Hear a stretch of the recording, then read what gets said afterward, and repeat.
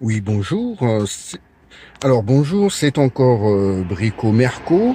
Je vous avais fait une première vidéo avec le démontage effectivement du bouton des warnings qui est toujours en cours. J'attends toujours la commande. Il y a eu des petits soucis avec un distributeur, mais rien de bien dramatique.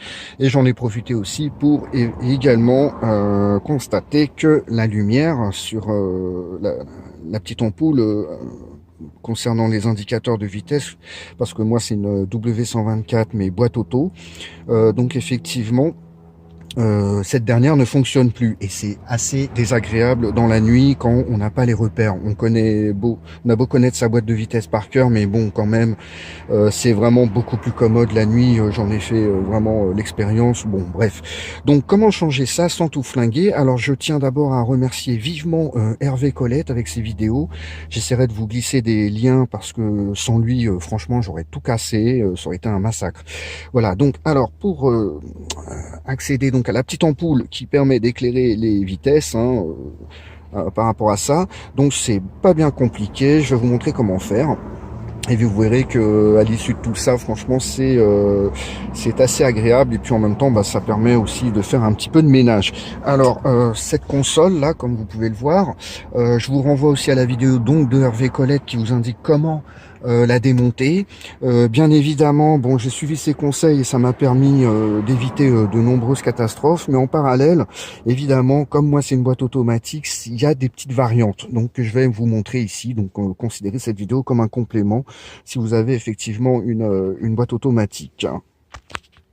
Hervé, dans ses vidéos, effectivement, il y a une moquette ici, on peut la voir, et c'est cette dernière qu'il va falloir retirer. Alors, il n'y a pas de vis, on va dire, de vis VICE, ou de vis VIS.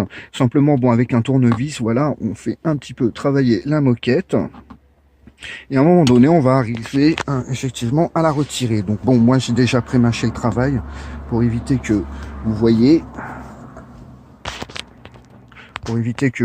voyez mes essais désespérés de retrait à une main. Donc je vais vous montrer ça de la meilleure façon possible.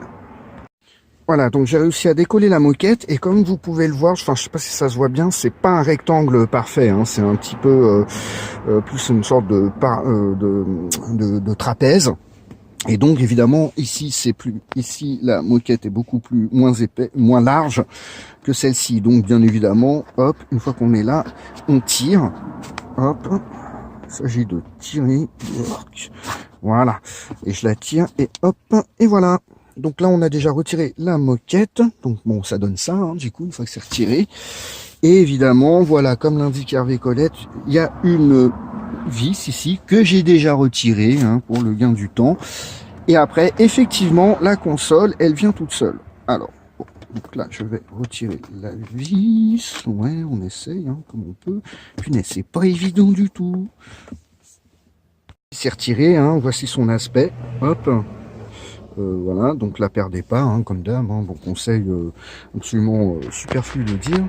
Bien sûr, j'aurais au préalable mis le contact, bien sûr, mis la voiture sur N, et après j'ai retiré, alors ça c'est tout simple, c'est pareil, c'est avec un tournevis, hop, retirer l'enrobage, enfin le joint, voilà, bon, qui ressemble à ça quand vous l'avez démonté. Donc vous voyez, ce sont un système de clips, on ne peut plus classique. Voilà, ça c'est un premier aspect. Et là maintenant, on commence à voir les choses un petit peu plus dénudées. Donc, évidemment, concernant les versions de W124 de Monsieur Colette, effectivement, bon, il indique parfaitement comment démonter. Donc on le tire là, à partir de cette patte, on tire en haut. Bon, à l'inverse, moi, tous les boutons restent. Et là, c'est le truc, ça m'a mis un petit peu de temps pour comprendre comment les enlever. Voilà, donc une fois qu'on a retiré ça, après, il n'y a pas peur, hop, on peut vraiment le lever. Alors moi, concernant, j'ai levé comme ça, j'ai rapproché au mieux la tablette, et voilà ce que ça donne. Alors, j'essaie de vous montrer, voilà, c'est pas évident. Donc en fait, moi, j'ai carrément toute une série de boutons attachés à cette plaque. Donc comment les retirer? En fait, vous avez des petites, je sais pas si vous voyez mon doigt là, je vais essayer d'être plus clair, plus visible. Voilà, vous avez des petites languettes là, là et là. Donc avec ça, ce qu'on fait simplement, c'est qu'on va prendre un tournevis plat et on va les écarter un tout petit peu à un moment donné et on aidera en poussant un petit peu le bouton et vous verrez, ça va venir tout seul. Une fois que les deux sur le côté latéral sont retirés, les autres viennent tout seuls et après voilà, c'est tout simple. On fera attention à celui-là puisqu'effectivement il est relié ici avec un système de, est-ce que vous voyez, un système de broche. Donc on va retirer tout ça et comme ça vous verrez après comment on accède facilement au bouton pour la maintenance ou le remplacement en cas de pièce défectueuse. Voilà, donc une fois que j'ai déclipsé, hop, je pousse simplement comme ça et ça vient tout seul. Voilà, donc bon, évidemment, punaise, mais je sais pas, mais à une main, c'est carrément pas simple. Voilà. Et donc, ça se présente comme ça en dessous de cette console centrale. Vous avez les fameuses 6 broches dont je vous parlais pour relier le joystick, voilà, qui permet de bouger le rétro extérieur passager. Vu que c'est Mercedes, c'est allemand, c'est assez pragmatique. Le côté conducteur, bien évidemment, c'est manuel. Voilà, donc bon, ça évite de l'électronique superflue. Bon, bien que maintenant toutes les voitures soient pourvues de rétroviseurs électriques, électroniques. Enfin bref. Et donc nous voici face à la bête. Donc moi, comme convenu, comme je vous expliquais, c'est ces chiffres-là qui n'apparaissent plus. Enfin, l'ampoule, elle échlasse. Alors évidemment, je me suis dit, ah, faut encore démonter tout ça. Pas du tout. Vous voyez le fil noir là, ici, là, le long de mon doigt. Hop, je vous montre. Il y a juste à tirer. Et on va voir la petite ampoule. La voici, la voilà. Nickel, elle est belle. Et elle est effectivement grillée. Alors pour ça, j'ai juste à la retirer sans l'exploser dans ma main parce que ça va après me couper. Alors attendez. Voilà, donc là il s'agit juste de tirer et vous avez ce type d'ampoule que vous trouvez sur tous les sites de distributeurs, hein, Oscaro, Pièces Auto 24, enfin tout le tas de soins. Voilà, donc là voilà, c'est des ampoules. Dessus, vous avez les références, vous tapez ça sur Google et hop, vous avez tout de suite le site marchand qui vous permet d'en acheter. Bon, je crois que j'ai vaguement aperçu des paires d'ampoules comme ça pour à peu près 1 euro. Hein, voilà, c'est le prix qu'on peut trouver, soit sur eBay ou d'autres.